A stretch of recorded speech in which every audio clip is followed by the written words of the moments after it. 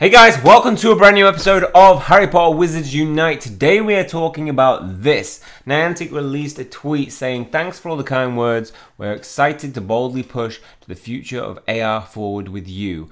So IVP, who are, I believe, an investment fund that are made up of different groups, have invested in Niantic Labs in what's called a Series C venture, I think. So Series A is when a company has a proven record and is wanting funds to be able to develop whatever their business is. Series B would be when you've already, you're past the development stage and you want to, have money to further growth. Series C, you have had investments, taken investments just to even build on that success. You have a proven record, and which Niantic clearly are. They've just got new funding to be able to put into, well, creating new AR technology. Now, the CEO, HANKE, came out on CNBC's morning to discuss the Series C financing and the future of AR, in which he didn't really talk about much in relation to Wizards Unite, just that obviously that it was what they were currently working on, how that won't, what kind of success they're aiming towards for in the future with that. No kind of insights into what the game will entail. But in this release from IVP, we got some insights potentially in relation to the game, what we can expect. So this came from IVP, who were thrilled to announce the investment in Niantic, the leader in mobile augmented reality experiences. IVP is leading Niantic's 245 million Series C financing and is joined by investors Axiomatic Gaming, Battery Ventures, Causeway, media partners CRV, and Samsung Adventures. So what we already know is that there's some connections between Samsung in relation to the handsets that are going to be in part related to, I'm guessing there's going to be like some special features for Android users using Samsung sets. So maybe like custom skins for that, or maybe even advanced. Maybe they could like put contracts with where you get currency every month for it. That'd be pretty cool. But I don't know what they're going to be doing. But it's something in relation to Samsung, and this kind of backs it up, being that the part of the investors, we have Samsung, and it just gives insight, Axiomatic Gaming, that these are going to be parts where we see partnerships, not just investing, but also involved in how the game's going to be developed. At IVP, they've been fortunate to invest in a number of category-defining consumer businesses, including Discord, HomeAway, Lime, Snap, Supercells, Twitter, and Zynga. So they're not just somebody who is, investing for the first time. This is somebody who has a history of investing in something, which hopefully speaks to the level of success they think this game is going to come to, because they wouldn't invest in something that they didn't think was going to be a moneymaker. And if they were basing that on recent AR games, I think they'd probably be steering away from it. But Niantic must have something exciting in the pipeline for us in Wizards Unite that is making big companies like this want to invest so much money in it. So we're excited to partner with Niantic to help bring people together through experiences that marry advanced technology and the real world. Below, we highlight a few key reasons why we invested. So of course, the Pokemon evolution in July 2016, it was a big part of this. The dreams of a whole generation became a reality when Niantic had spun out of Google in 2015, teamed up with the Pokemon Company to develop and release Pokemon Go, a location-based augmented reality mobile game that allowed players to take on the role of Pokemon trainer to explore the world and discover their favorite Pokemon. What followed was obviously the cultural explosion, with the app smashing expectations and records. According to APPEARED, Pokemon Go became the fastest ever to generate 500 million in revenue and was the most downloaded game worldwide in 2016. No easy feat. In total, the game has grossed over 2 billion in revenue and has been downloaded over 800 million times. In the last year, Niantic has invested significantly into the trainer community and has launched new features including friending and player versus player trainer battles, adding layers of depth to the game. The title has proven to be incredibly durable, and Pokemon Go continues to rank among the top mobile games in engagement revenue and average time spent per month. And HANKE in the interview actually spoke to how they'd shown growth in terms of profits, I believe, or revenue from the game 2017 into 2018. So some of the new kind of additions that they've made is making sure that they're still getting enough in-app purchases to fund the game in future, and obviously for part of that funding will go towards Wizards Unite, hopefully.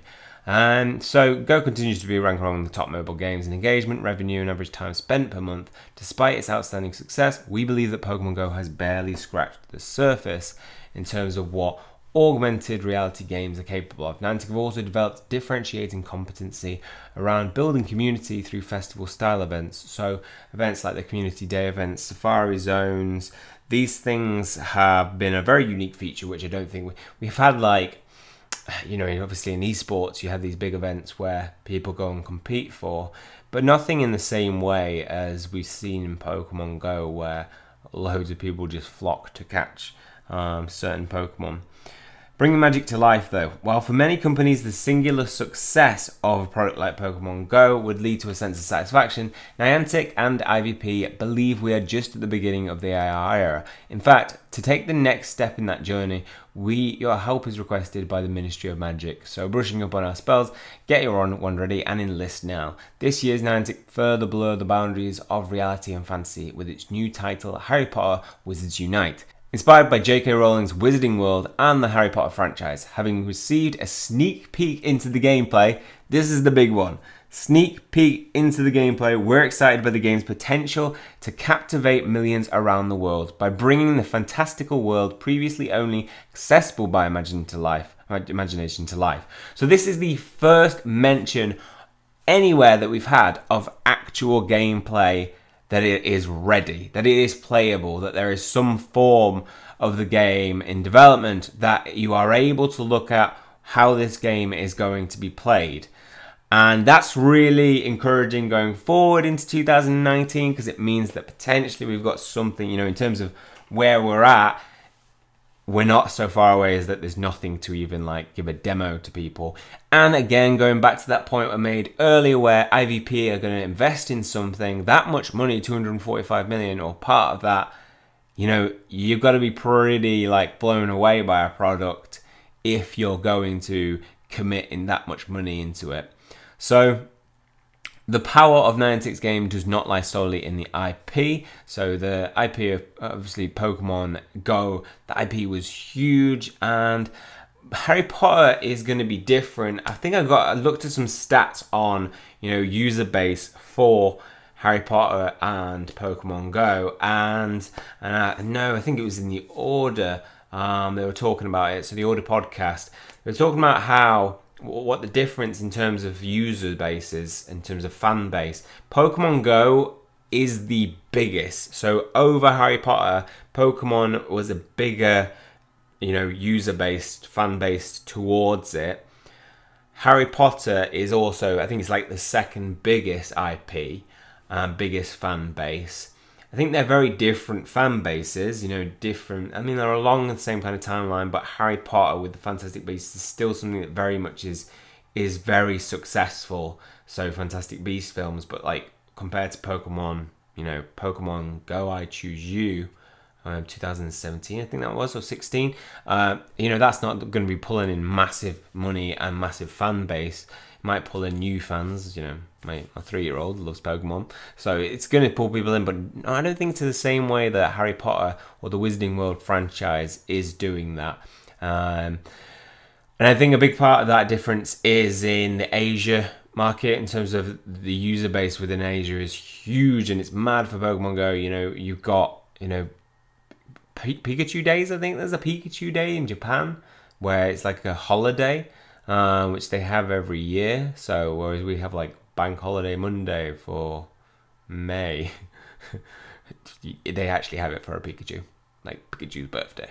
So that may be a couple of the difference, but I think in terms of, you know, interest, it's still going to be up there with Pokemon Go and maybe even exceed. I don't know. It's going to be interesting to see what it does in terms of what the player base looks like compared to Pokemon Go.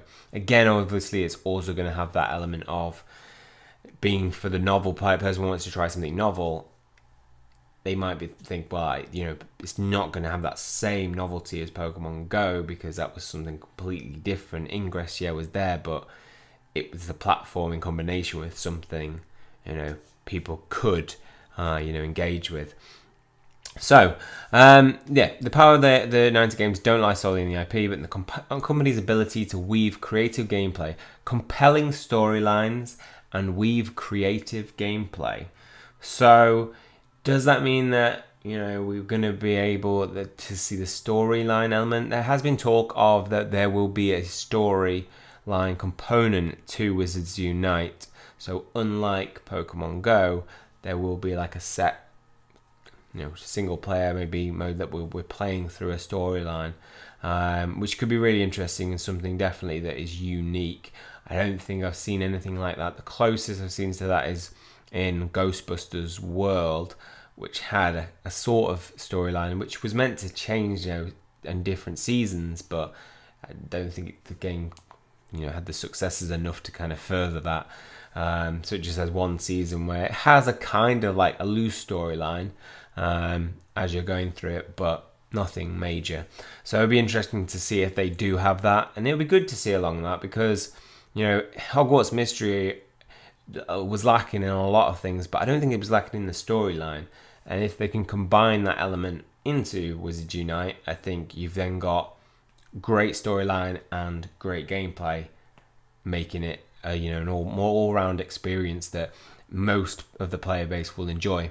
So yeah, compelling storylines and exciting media franchises into our everyday world. So the media franchises, obviously, we've got Fantastic Beasts, and the Wizarding World is so huge that we have, you know, Universal Studios. It's going to be something that they've, you know, looking at one of the catalogs that said that there was going to be an increase in terms of sales in Harry Potter due to this game, the release of this game. It will be interesting to see what that changes, because obviously when Pokemon Go came out, you saw a lot of, you know, things come out in relation to it, like buying your t-shirt that has Valor or Instinct or Mystic. It'd be nice to see things like that come out as well.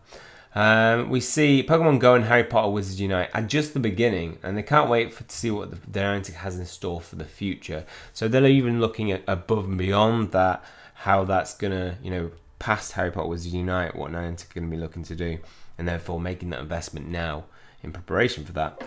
And then finally, we look at the real world redefined. Whilst IVP has been successful and successfully invested in numerous gaming companies over the years, we ultimately view Niantic as much more than a mobile game. View Niantic as much more than a mobile development company. At IVP, we view augmented reality as a form of factor that has potential to be more disruptive than the initial wave of mobile in terms of how consumers engage with technology. Rather than viewing the digital world through their phones, the day will come when the digital world resides next to the real one. Whilst we are several steps of technology away from that development, Niantic has stepped in the forefront of AR development and has the opportunity to create a technology standard. You know, so we're going to hopefully see the development of AR technology, and as, you know, technology advances, we've got, like, you know, 4G coming into 5G, which is just massively increases the scope of what you can do within a game. As that grows, you're going to see a more realistic AR and more intertwined with reality, which I think is where it's going to be really good. And, you know, it's the best kind of part you can build towards, because the easier you build it within your reality, easier it becomes to use, the more realistic that experience is, and therefore you get a taste of what it's like to be in a fantasy world of whatever you choose. So it'll be interesting to see what they do have built in you know, in mind for the future. So Niantic recently opened up its real-world platform to developers and continues to invest in initiatives focused on AR mapping and computer vision. IVP couldn't be more excited to partner with John Hanke and the entire Niantic team to continue bringing the world together through AR. So the real-world platform is something Niantic opened up and invited developers to help work on it.